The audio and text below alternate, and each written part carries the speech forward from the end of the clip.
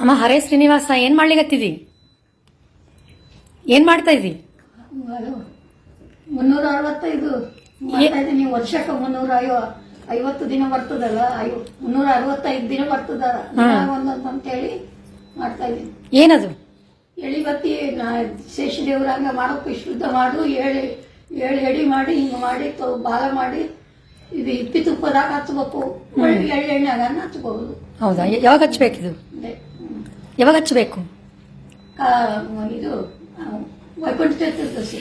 ವೈಕುಂಠ ಚತುರ್ದಶಿ ತುಳಸಿ ಲಗ್ನ ಆದ್ಮೇಲೆ ಹಚ್ಬೇಕಾ? ಹಾ ಹಾ ಹಾ. ಯಾಕೆ ಹಚ್ಬೇಕಿದು? ಇಷ್ಟು ದಿನದ ಯಾಕೆ ಹಚ್ಬೇಕು? ದಿನಾಗ ಎಲ್ಲ ಹೊರಗೆ ಹೋಗಿರ್ತೀವಲ್ಲ, ಹೊರಗೆ ಹೋದಾಗ ಮನ್ಯಾಗ ದೀಪ ಹಚ್ಚಂಗಿಲ್ಲಲ್ಲ, ಅದ್ರ ಸಲುವಾಗಿ ನಾವು ದಿನಾಗ ದೀಪ ಹಚ್ಚಿದಂಗ ಆಗ್ತದ ಅಂತ ಹೇಳಿ ಒಂದೇ ದಿನ 365 ಹಚ್ಬೇಕು ದೀಪ. ಹೌದಾ? ಅಂದ್ರೆ ನಾವು ದಿನಾಗ ಹಚ್ಚಿದಂಗ ಆಗ್ತದ. ಸರಿ ಸರಿ ಆಯ್ತು. ಹರೇ ಶ್ರೀನಿವಾಸ. ಮೊನ್ನೆ 365 ಎಳೆ ಮಾಡಿನಲ್ಲಮ್ಮ.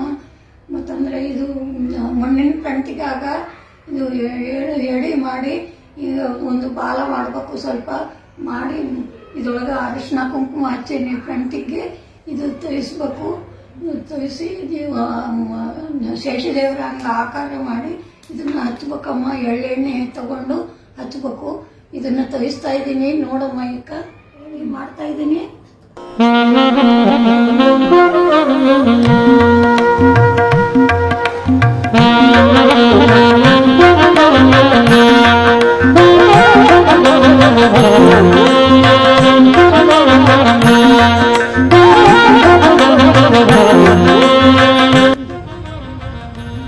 ಅದು ಸ್ವಲ್ಪ ಬಾಲ ಮಾಡಿ ನೋಡ್ರಿ, ಹಚ್ಕಡಿ ಶೇಷದೇವತ್ತು ಬಾಲ ಹಚ್ಕಡಿ ಕೊನೆಗೆ ಸ್ವಲ್ಪ ತುಳಸಿ ಕಾಷ್ಟಲಿಂತ ಹಚ್ಚಿದ್ರೆ ಶ್ರೇಷ್ಠ ನಮ್ಮ. ತುಳಸಿ ಕಾಟ ಇಲ್ಲಕ್ರೆ ಮಂಗಳಾರತಿ ಬತ್ತಿಲಿಂತ ಹಚ್ಚ್ರಿ.